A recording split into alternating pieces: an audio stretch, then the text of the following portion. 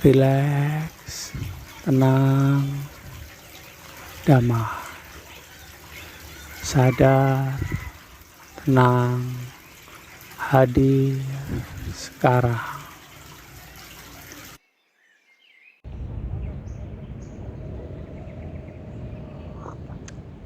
Halo Sobat RTD, apa kabarnya? Sudah minum kopi hari ini? Kalau nggak biasa ngopi, jangan lupa ngeteh juga, salah satunya lah ya. Oke Sobat RTD, salam rileks, tenang, damai, Rahayu Sagung Dumadi. Saya berdoa agar kita semua, saya sekeluarga, Sobat RTD sekeluarga, dan orang-orang di sekitar kita makin mudah masuk pada kondisi kesadaran jiwa tenang. Dalam kondisi kesadaran jiwa tenang, akan makin mudah bagi kita untuk mengamati pikiran serta perasaan. Dan akhirnya suatu saat seperti orang hebat di sana, kita akan bisa mengarahkan serta menggunakan otak atau pikiran serta perasaan kita sebagai sarana hidup yang lebih baik. Oke Sobat RTD, kali ini saya ingin sharing mengenai perang ego. Nah, seperti apa sih perang ego? Kebetulan beberapa saat yang lalu saya habis nganter Akasha, anak saya, ke sekolah. Saya ngopi dulu ya. Nah, tiap nganter ke sekolah itu waktu dimana jalanan menurut saya sangat crowded, sangat ramai dan sibuk sekali. Banyak orang-orang lain yang juga terburu-buru, in a rush. It's a rush hour for me. Jadi waktu yang sangat sibuk dan padat. Ada orang lain yang berangkat kerja, ada orang lain yang berangkat sekolah, ada orang lain yang mengantar anaknya sekolah, ada yang keburu-buru, ada yang hampir terlambat, ada yang sudah terlambat, dan segala macam. Begitulah di jalan ya. Sobat RTD yang punya anak dan terbiasa mengantar anaknya sekolah juga sudah tahu. Dan bukan hanya itu, semua orang yang berangkat pagi itu sepertinya terburu-buru. Dan disitulah yang saya rasakan terjadinya perang ego. Karena semuanya ingin didahulukan. Semuanya ingin menjadi yang nomor satu. Semuanya ingin menjadi yang nomor satu di jalan itu. Yang naik mobil minta motor mengalah, yang naik motor minta mobil mengalah, yang naik mobil minta yang truk mengalah, yang pakai truk minta yang naik mobil mengalah. Tapi enggak ding, biasanya yang pakai truk muatannya berat itu biasanya lebih anteng karena nggak bisa ngebut, pelan-pelan sekali jalannya, apalagi kalau muatannya penuh. Nah, tapi bagaimana dengan yang lain? Itu semuanya di jalan minta didahulukan, minta menjadi nomor satu. Karena mungkin sudah terlambat ya. Jadi terburu-buru sekali di jalan. Disitulah kita menjadi perang ego. Ego kita dengan ego orang lain. Bisa nggak kita tenang? Tenang kalau waktunya masih panjang, biasanya bisa ya. Tapi tenang dikala waktunya sudah mepet. Anak kita ini sudah mau masuk, atau kita sendiri sudah hampir terlambat, sedikit lagi terlambat untuk masuk ke tempat kerja. Bisa nggak tenang di kala itu? Bisa nggak kita mengatur pikiran serta perasaan kita? Itu kondisinya crowded banget, apalagi kalau pagi. Ada yang baru bangun tidur, antara sadar dan tidak di jalan itu. Ada yang capek sekali karena tadi malam sudah begadang, lembur. Ada yang kecapean habis olahraga, sama seperti saya kali itu ya, kalau yang itu saya. Terus ada yang tidurnya kurang sekali, dan segala macam latar belakangnya mereka. Latar belakang kita juga segala macam. Di saat itulah kita bisa rasakan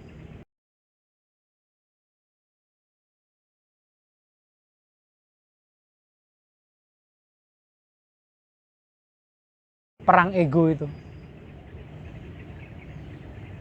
Perang antara ego kita dengan ego orang lain.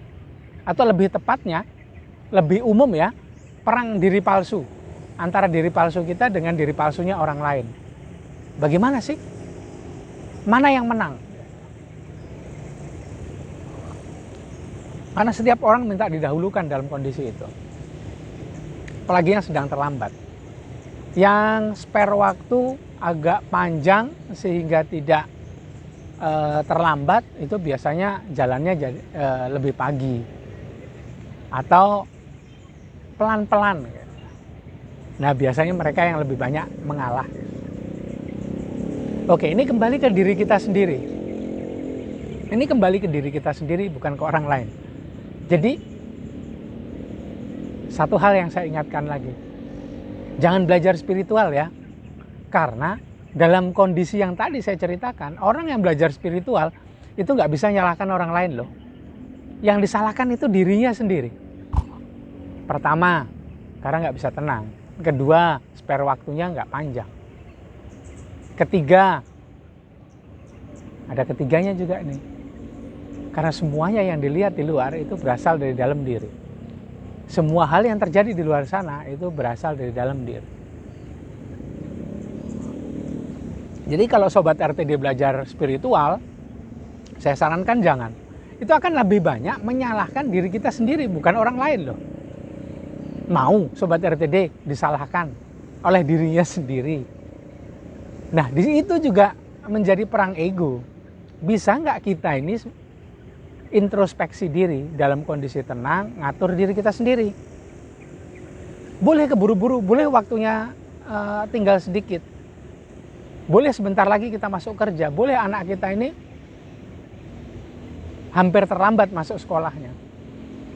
Ini kan berarti kita yang tidak sanggup, tidak tepat melakukan manajemen waktu. Sehingga tidak bisa berangkat lebih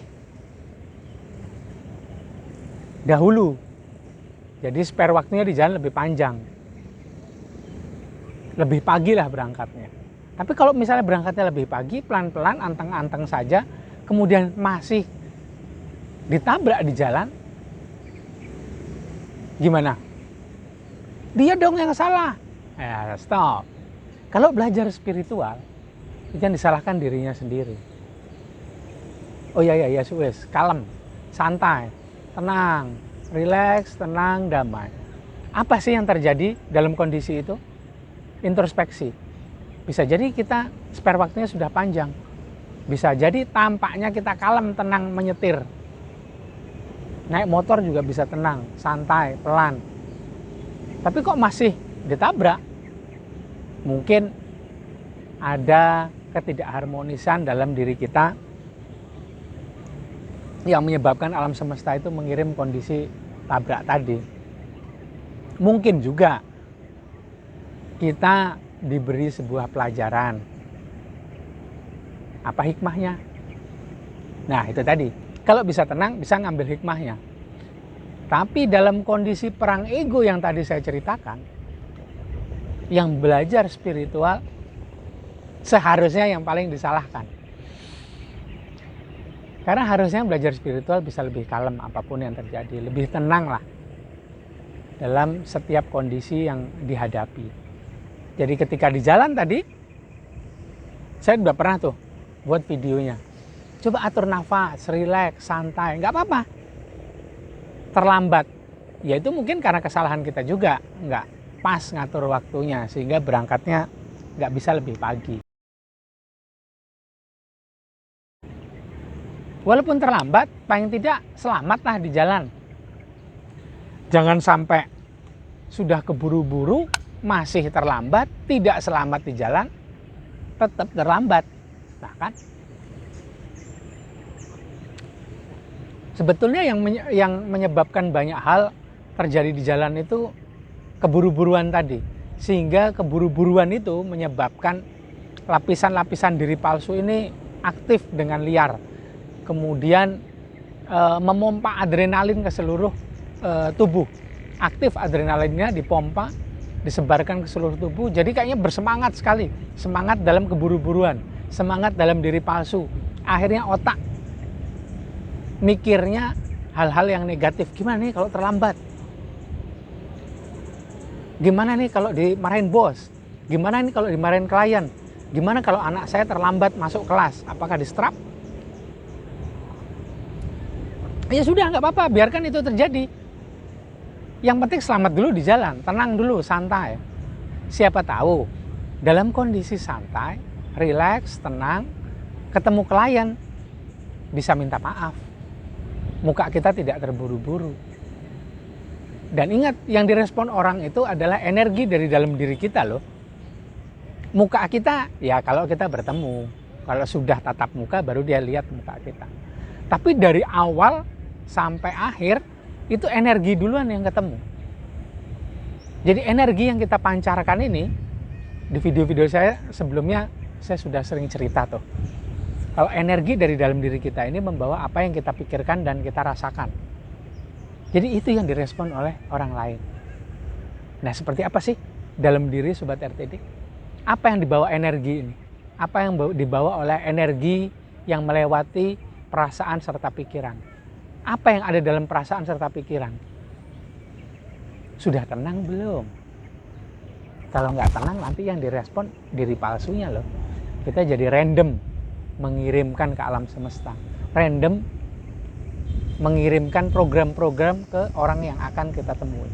Orang-orang yang penting bagi karir kita. Bagi seolah-olah kelangsungan hidup kita. Padahal enggak ya. Tapi penting juga klien kan. Penting juga bos kan.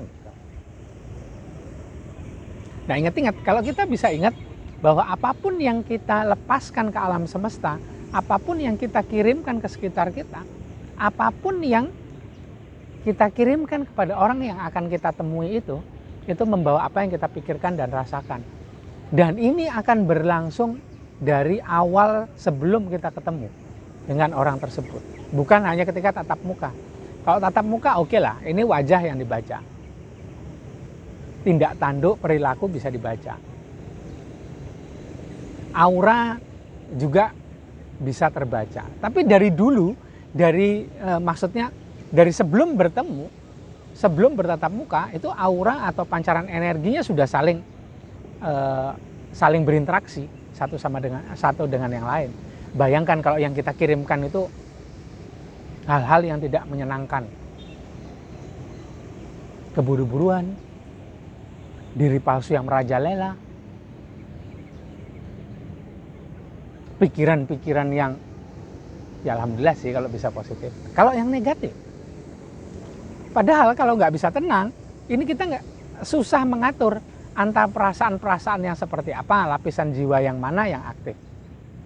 Akhirnya juga nggak bisa ngatur pikiran-pikiran yang seperti apa yang akan kita timbulkan. Itu kalau nggak bisa tenang, akhirnya nggak bisa ngatur.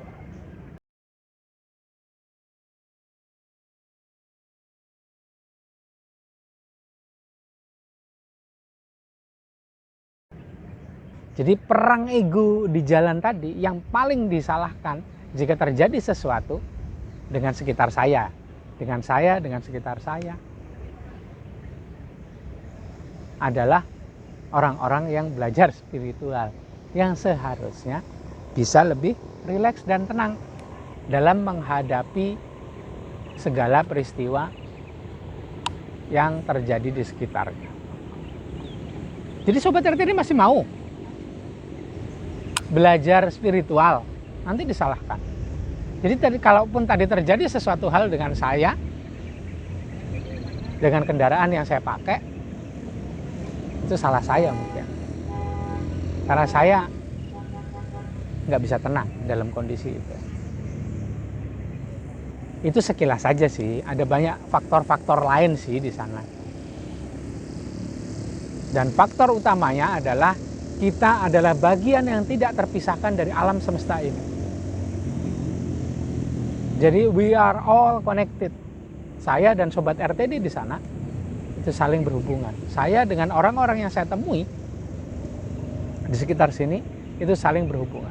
Saya dengan orang-orang yang ada di sekitar saya yang tadi pagi perang ego di jalan berusaha saling mendahului, saling minta didahulukan, itu berhubungan. Jadi karena itulah di awal hari saya selalu mengingatkan, relaksasi energi dulu yuk ketika bangun tidur, sehingga pikiran serta perasaannya bisa ditata dengan baik.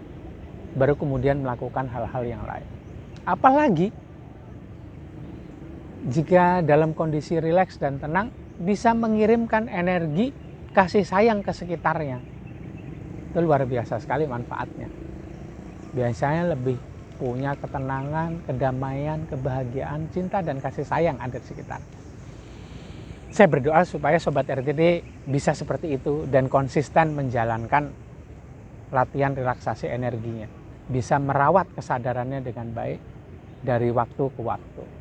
Bisa selalu memancarkan energi pink, CKS, cinta kasih sayang ke sekitarnya. Oke Sobat RTD, kebetulan saya ini ada di Beringin Kembar, alun-alun selatan Keraton Yogyakarta. Makna dari Beringin ini adalah orang yang melewatinya masuk ke arah Siti Hinggil, bagian belakang keraton, itu bisa lebih adem, menetralisir unsur-unsur negatif, sehingga tidak perang ego. Itu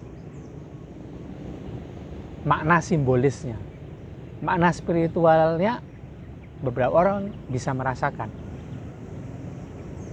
Dan memang betul yang terjadi seperti itu. Jadi setiap orang yang masuk ke keraton bisa ternetralisir energi negatifnya. Sehingga ngobrolnya di keraton bisa menjadi lebih tenang. Saling berbagi ketenangan, kedamaian, dan kasih sayang. Oke, gitu dulu lah sharing saya. Terima kasih ya udah nonton video ini. Dan jangan lupa ikut sharing yuk di kolom komentar, bagaimana sih Sobat RTD setiap paginya ikut perang ego nggak di jalan atau dimanapun tempatnya berada atau apapun aktivitasnya. Jangan lupa juga please like, comment, subscribe, dan share video-video saya ya. Jangan lupa kopi atau tehnya. Salam rileks, tenang, damai. Rahayu Sagung Dumadi.